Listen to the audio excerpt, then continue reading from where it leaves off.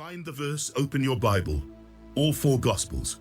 Mark, Matthew, Luke, John. Take as long as you need, I will wait. Find the verse where Jesus says, in his own voice, in his own words, as a direct first-person statement, I am God. Not where someone else says it about him. Not where the narrator describes something happening that implies divinity. Not an inference.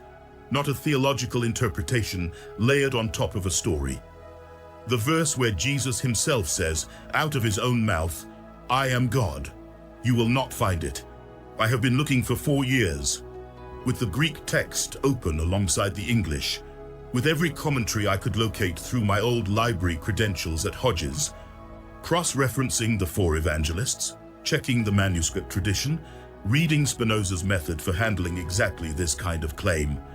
The verse does not exist. Not in Mark, not in Matthew, not in Luke, not in John. That is not fringe. That is the observed state of the documents, and the documents themselves, specifically the oldest surviving manuscripts, are what I want to take you through today. Because there is a difference between Jesus never said he was God, and the oldest manuscripts we possess show that Jesus never said he was God. That second version is not an argument, it is a reading. The Codex Sinaiticus is sitting in the British Library right now. It has been there since 1933, when the British government purchased it from the Soviet Union, which had inherited it from the monastery of St. Catherine on the Sinai Peninsula, which had preserved it since approximately the 4th century. It is the oldest complete manuscript of the New Testament that has survived. You can view it online, page by page, in the original Greek at codexsinaiticus.org. Anyone can. I want to show you what those pages say and what they do not say. Let me start with the counting. When you read through the Synoptic Gospels, Mark, Matthew, Luke, the 3 that were written before John and reflect an earlier tradition, you are reading a Jesus who has a very specific way of talking about himself. He uses a title over and over. The same phrase, consistent across all 3 Gospels, 69 times in the Synoptic tradition. Son of Man, Son of Man, 69 uses. Now count how many times he says, I am God in those same 3 Gospels. 0. I want you to feel the asymmetry of that before we go any further. 69 to 0. The thing Jesus called himself with overwhelming consistency, 69 documented times, comes directly out of the book of Daniel, chapter 7, verse 13. There before me was one like a son of man coming with the clouds of heaven. The figure in Daniel is explicitly human in form, though given authority and a kingdom that will not be destroyed. It is a human figure who receives divine authority, not a claim to be God. If anything, a claim to be the human vessel through whom divine purpose moves. Jesus used that phrase 69 times. He used, I am God, 0 times. That is not a theological argument. That is a count. And a count does not lie. Mark was almost certainly written first, around 65 to 70 CE, probably in Rome, within living memory of people who had known the disciples directly. If anyone was going to record a direct divine self-declaration by Jesus, Mark would have been the place to find it. Mark is where you find the raw material, the earliest stratum, the tradition before it was smoothed into theological coherence. Mark 15 verse 34, the crucifixion. Jesus on the cross. His last recorded words in Mark's Gospel, Eloi, Eloi, lema sabachthani? My God, why have you forsaken me? That is not the cry of someone who considers himself God. That is not even the prayer of someone who considers himself equal to God. It is the prayer of a man calling out to a being he understands to be separate from himself, more powerful than himself, a being to whom he is appealing in extremity, from whom he feels, in that moment, abandoned. That prayer is the most honest sentence in the Gospels, and its honesty points in one direction. The Jesus of Mark's Gospel understood God as something he was reaching toward, not something he already was. Now, John is a different document entirely, and I want to be honest about that.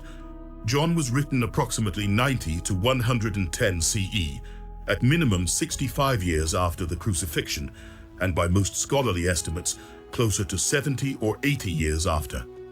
It is the latest of the 4 Gospels. It is the most theologically developed.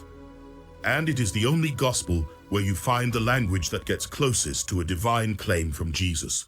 The I am statements, 7 of them distributed through the gospel. I am the bread of life. I am the light of the world. I am the good shepherd. I am the resurrection and the life. I am the way, the truth, and the life. I am the gate. And the one that seems most significant, John 8 verse 58. Before Abraham was born, I am. That last one is where the argument always concentrates. The Greek phrase is ego eimi, I am, without a predicate. And the claim is that this echoes Exodus 3 verse 14, where God tells Moses his name. I am who I am. Ego eimi in Greek. The implication being that Jesus is reaching back to the divine name itself, claiming it for himself. I spent several evenings with that argument, reading Hannah, reading the Greek carefully. Philip B. Hannah's 1973 article in the Journal of Biblical Literature is the most cited piece of scholarship on John's Christology. He was writing about John 1 verse 1.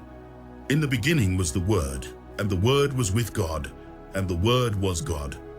That final clause in Greek is kai theos en ho logos.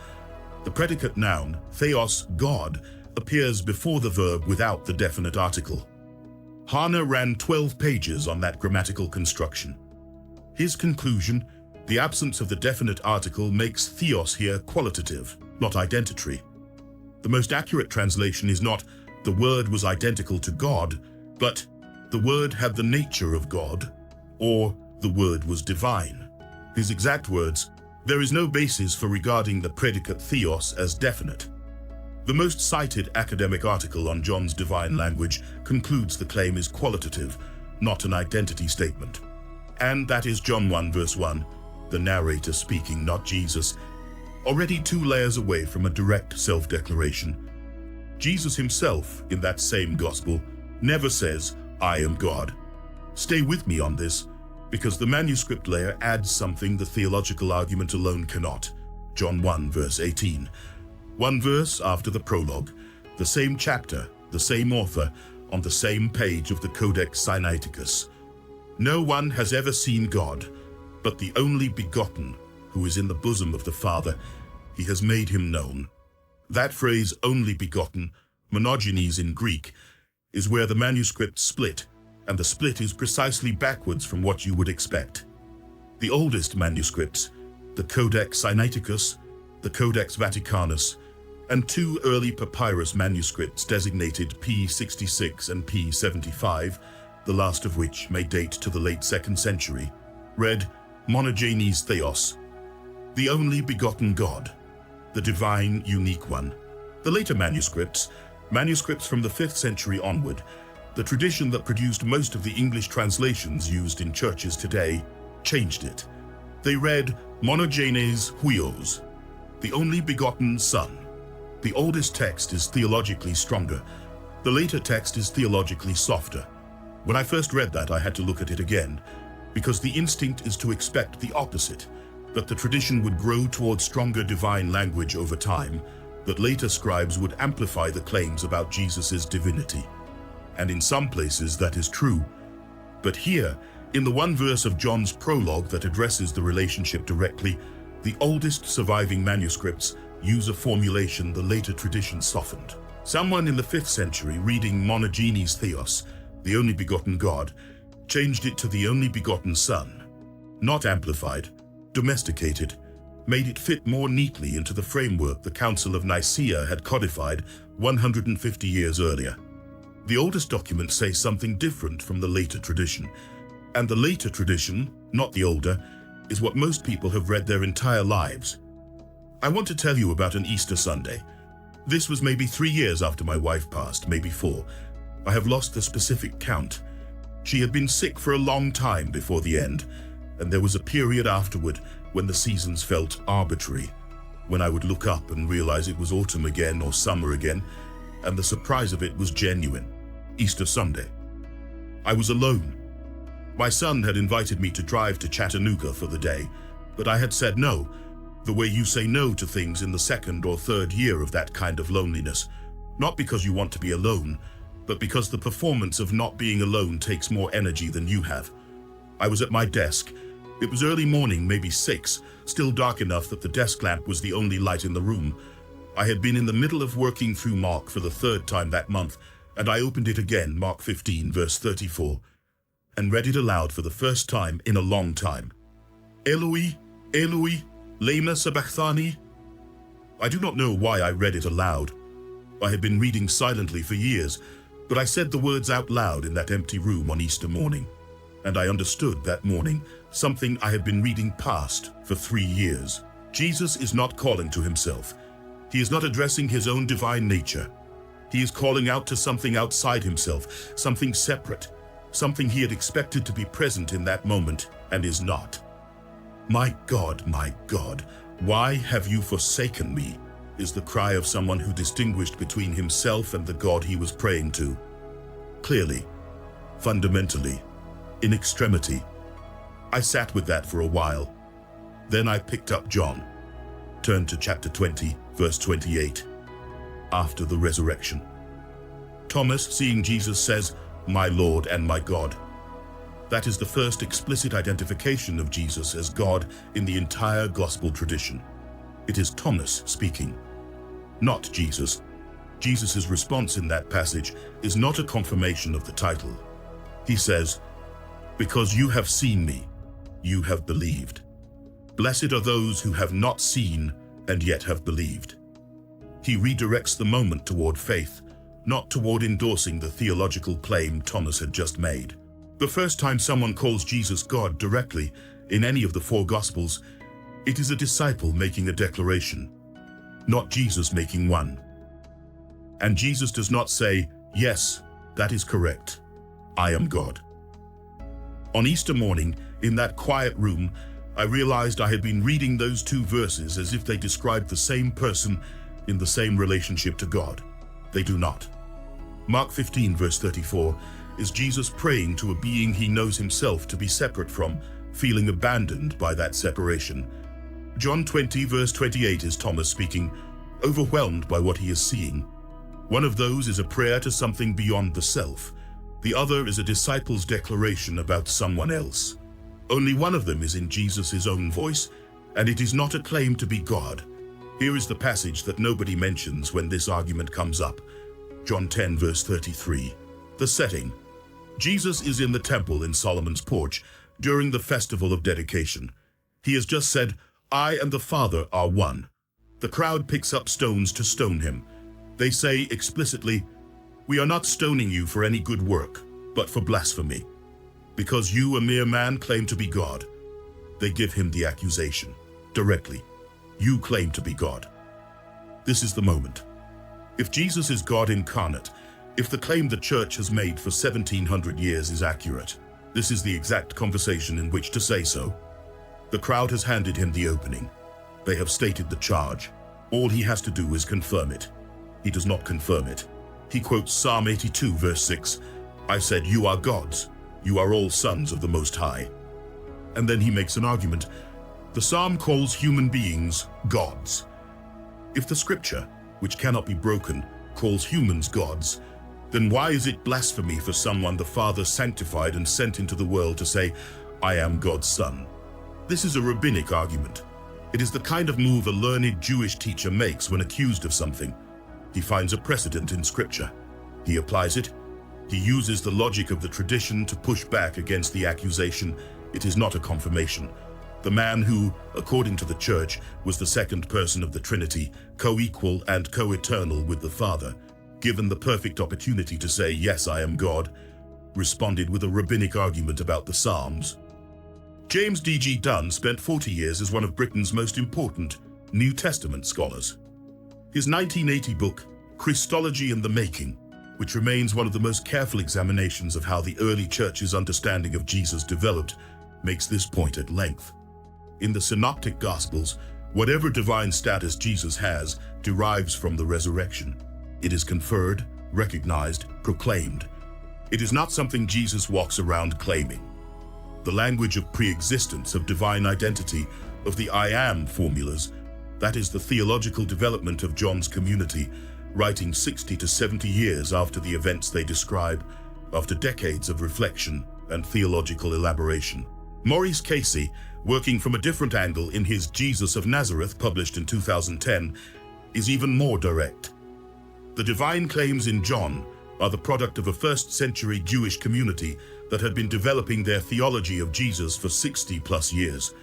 They are genuine theology. They are not eyewitness memory. They are what the community had come to believe, projected back into the narratives as Jesus' own speech. Casey is not dismissing the theology. He is locating it. The divinity of Jesus in John's Gospel is real as theology. It is a late construction as history. And here is where the textual anomaly matters most.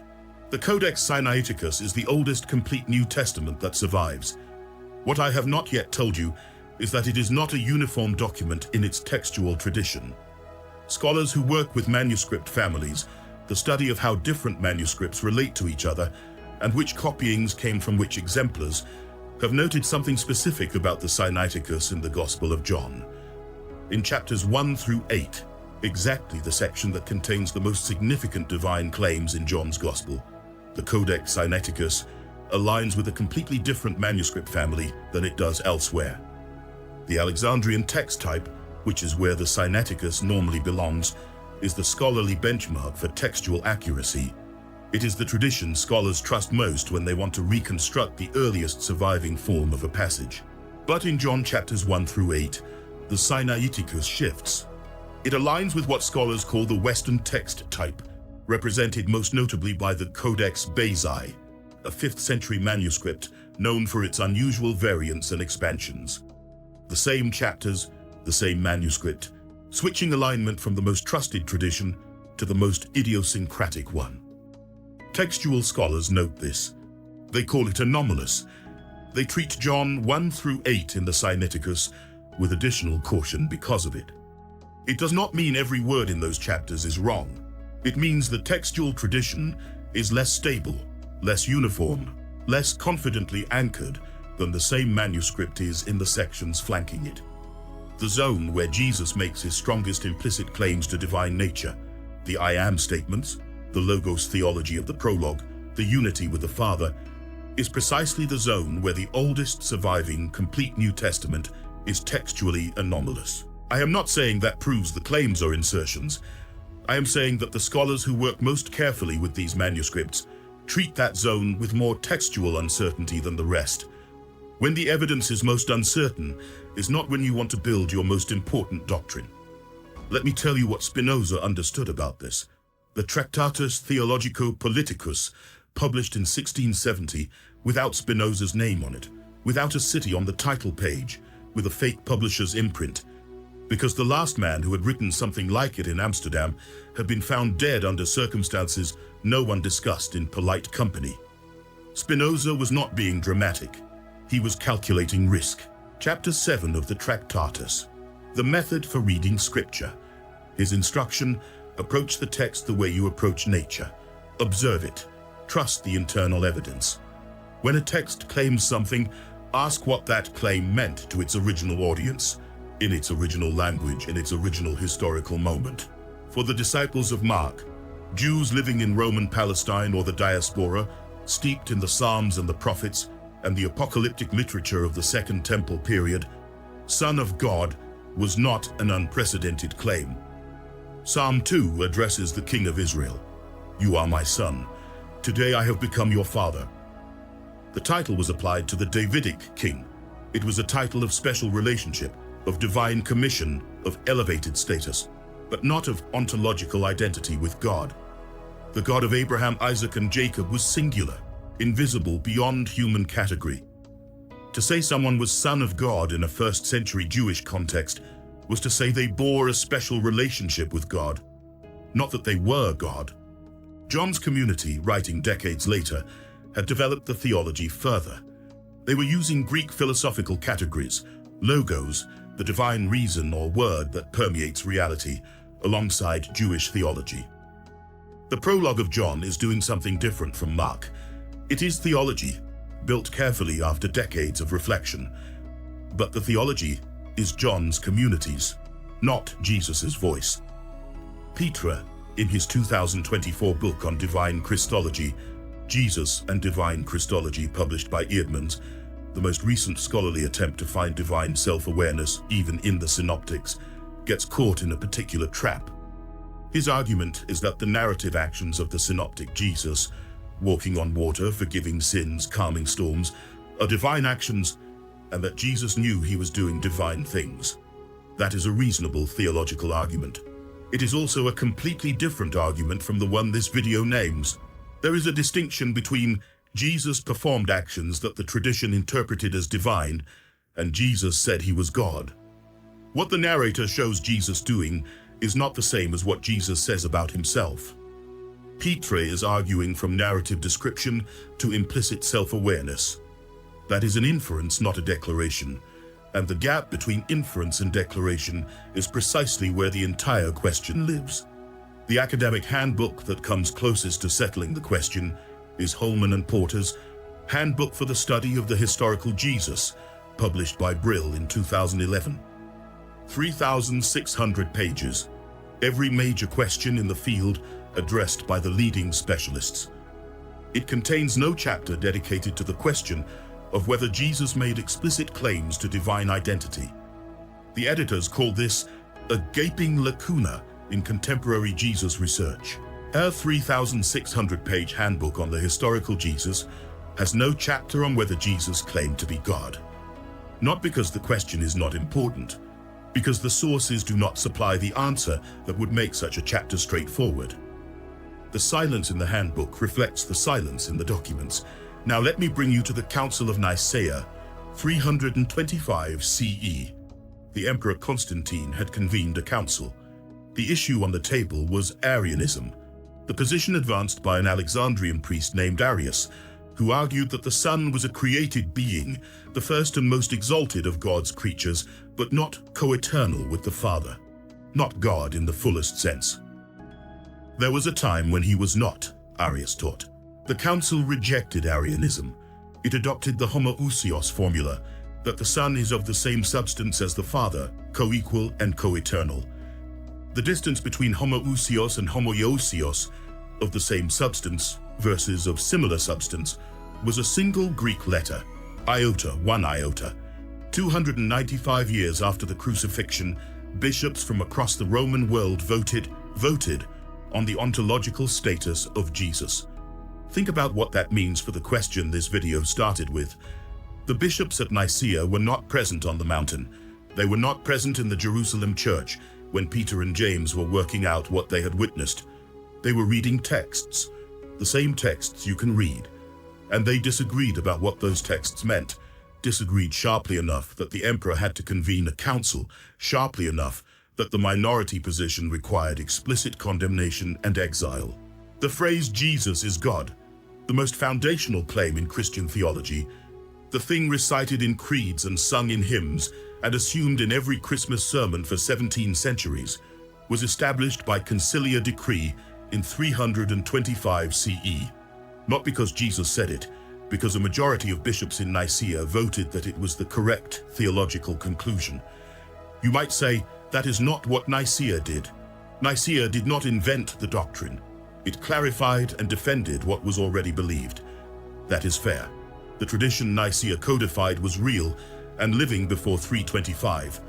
But the documents I have been showing you are also real. And those documents, the oldest surviving manuscripts, the earliest gospel written, the most careful academic analysis of John's Greek, do not supply a Jesus who said, I am God.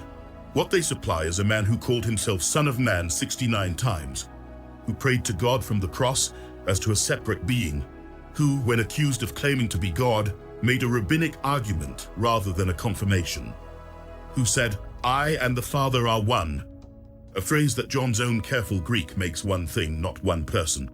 Spinoza read the same tradition and asked the same question. Are these documents reporting a self-declaration, or are they reporting what a community came to believe about someone? His method separates those two categories. They are not the same thing. A community's deepening theology is not identical to the historical speech of the person that theology is built around. Here is where I want to leave you. I'm not asking you to conclude that Jesus was nothing, a man of whom nothing important can be said, does not generate 69 self-references to Daniel's apocalyptic vision, does not get processed by Rome's political machinery as a sovereignty threat, does not produce a tradition that rewrites the theology of an entire civilization. The documents are unanimous that something extraordinary happened around this man. Whatever you think it means, Jesus was extraordinary. The documents agree on that. What the documents are not unanimous on, what the oldest manuscripts, the most careful textual scholarship, and the Spinozan method of reading primary sources for themselves, rather than through centuries of institutional interpretation, make clear, is that Jesus said he was God. He prayed to God as to a separate being. He cried out to God from the cross, feeling abandoned by that separation. When accused of claiming to be God, he made a rabbinic argument. The oldest complete New Testament manuscript has textual anomalies in precisely the section that carries the strongest divine language. The scholars who work most carefully with those manuscripts call that section uncertain. The council that declared him God met in 325 CE, 295 years after his death. That is what the documents say, not the tradition layered over them, not the centuries of institutional interpretation that settled into stained glass and gold leaf inscription. The documents themselves. The verse you are looking for, the one where Jesus says, "I am God," in his own voice, in his own words, is not there. That is not nothing.